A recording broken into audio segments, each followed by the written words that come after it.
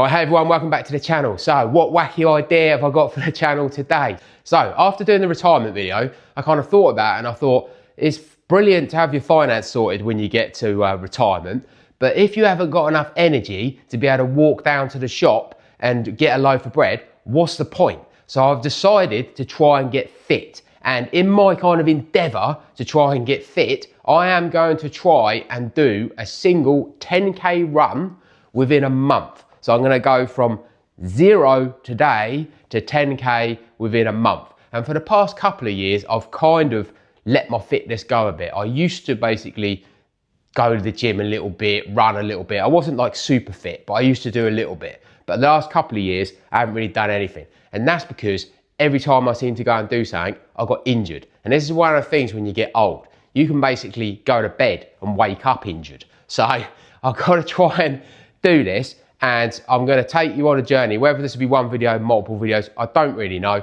but I'm going to try and run 10k in a month, and I'm going to go for my first run now. Before I do that, I've got this little tip from a guy at work, which is basically to drink beetroot juice, because it basically increases your oxygen levels. So I'm going to drink some of this before I go for the run. Now, if anyone has ever drank this stuff, it is the single worst tasting drink you could ever drink, right? I urge you to go and give it a try. It is disgusting. So you have to kind of just pour a bit out like that and just sort of just go for it and just drink it and down it. Because like I say, it increases the oxygen in your blood and it helps you to run a bit better. Because obviously I haven't even been for a run yet, but I'm a pro. Right, are we ready? 3, 2, 1.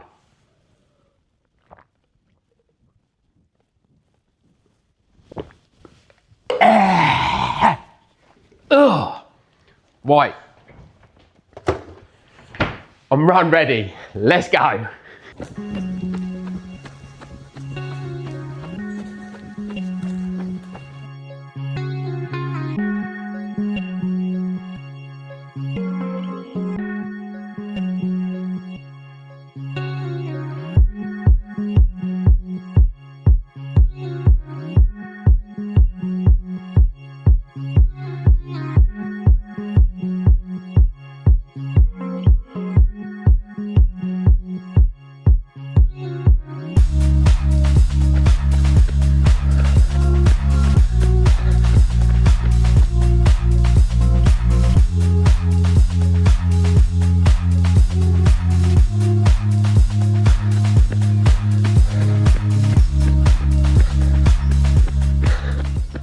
Right, I'm back. That is run 1 done. If I just look at my stats, I did a run for 27 minutes and 43 seconds and I ran 4.65k. So basically got to double that over the next few weeks to get to the 10k. So I think in the next one, I'll probably do another 4.4 to 5k run, then try and ramp it up to 6k, 7k, 8k, and then go for the 10k. So run 1 done, let's keep going.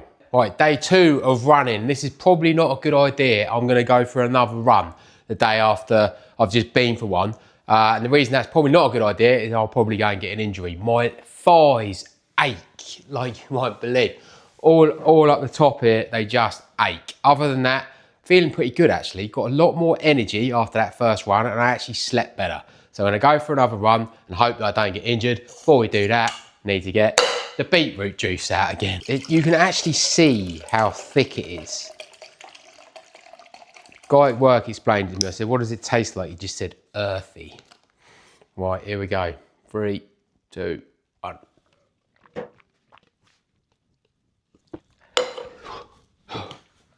Oh, yeah. It's disgusting, that drink. Right, let's go.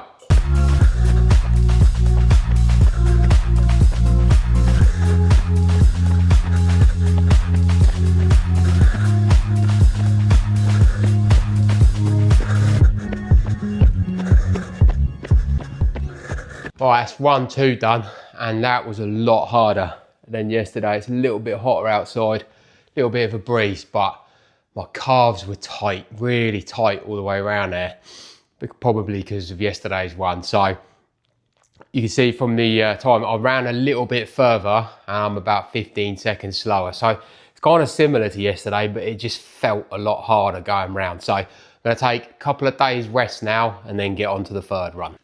Right, run 3 is about to happen. I've had a day off and my legs are still aching, but not as bad, but still aching. Like 2 days of rest and they're still aching.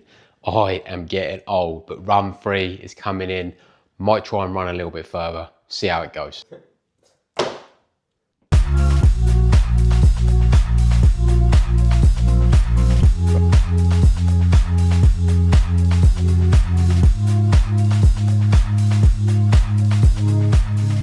Right, that's run 3 done, and that was really hard. As I said, my legs were aching before I went, but on that one, my calves were just really hurting all the way around. So last time this happened to me, I had to get a different pair of trainers. So I don't know if that's it, but anyway, just look at my stats. And if you look at my pace, it's about the same as last time. It's 5:56, so not too bad.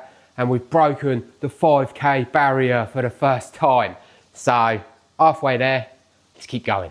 Right, run update, and I've been slacking for the last couple of weeks. I only managed a couple of runs, about sort of 5. I think I did one that was 6K. So I need to get back on it. I've got some new trainers because the other ones, my calves were just really hurting me, and I'm hoping that these ones fix it. They are Asics Gel Cumulus 27s Pure Gel FF Blast Plus. So they sound pretty good. I did take them out for a little test run the other day, and I'm not quite sure, but my right foot was feeling a bit numb. And I don't know if that's because my right foot was numb or because the FF Blast Plus Pure Gel cushioning was so strong that I just couldn't feel my feet. I don't really know. But anyway, I'm going to go out today for another run, and I'm going to try and go a bit further, maybe get to 7, maybe get to 8. Probably won't get to 8. But anyway, we've got about a week to go. I've set myself a target of not this Saturday. I've got a week and a half to go. Not this Saturday. Next Saturday is going to be the 10K run. Right, got to 8K. So that wasn't actually too bad. Definitely morning running is better for me than afternoon or evening running. It rained all the way around, which actually was quite nice. It wasn't windy, and I'm glad I got to 8K. 2 more K to go. Hopefully I can get that done over the next week for next Saturday on a 10K run. Right, this is it. The 10K run. We're about to do it. Am I ready for it? No. Basically, we decided to try and renovate our bathroom. So I'll do another video on that because it's actually quite amusing. But that's been taking up a lot of our time, and I just haven't been running. Also, basically at the moment, I go to work and it's dark and I finish when it's dark, and I just don't really like running along roads because it's just like up and down curbs, there's cars going by. I like to run off the beaten track. So that's kind of like slowed me down a bit. So I think the last one I did was in the evening and it was about 4 or 5K. The one before that was the 8K one. So I'm not really prepared for this, but I've set myself the target of doing it within 1 month. I'm going to do it. The other challenge with doing a 10K run is you have to try to work out where you're going to run, because I don't normally run this far and I have to think, okay, where should I run? And I just end up adding all these little bits on. So I've got a map in my mind, which I think will be roughly about 10K.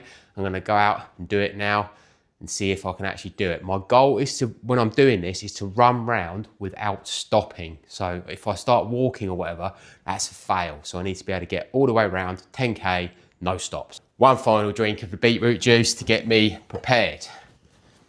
People will have had enough of seeing this, but the other thing I'm doing is I am doing this kind of intermittent fasting thing, which means you don't eat breakfast.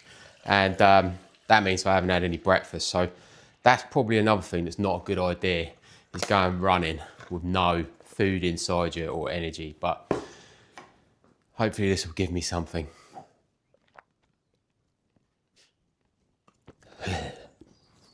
Oh God, that has the added bonus of the fact that I just cleaned my teeth. Oh, it's even worse.